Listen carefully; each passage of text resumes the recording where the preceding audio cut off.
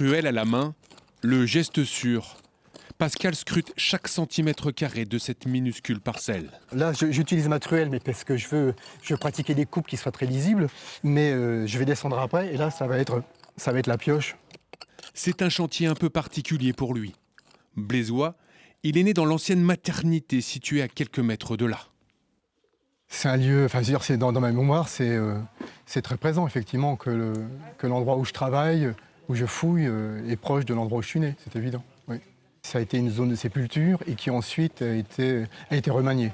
Il y a eu des constructions, il y a eu des terrassements importants qui ont été pratiqués ultérieurement, ce qui fait que les sépultures ne sont pas intègres. Sylvia coordonne les fouilles extérieures depuis 7 mois.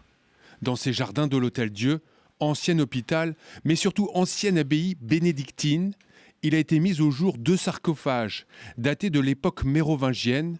Cela atteste de la présence d'une nécropole antérieure. Dans la cour d'honneur, autre découverte, un vaste vivier du XVIIIe siècle, 2 bassins où des poissons étaient déposés et destinés à l'alimentation des moines. Un chantier de fouilles situé en site urbain est particulièrement délicat à mener. Techniquement, c'est toujours assez complexe, les fouilles urbaines. Notamment ici, on est en coactivité, donc on a des aléas de calendrier. On a beaucoup de contraintes calendaires et beaucoup de contraintes aussi de profondeur.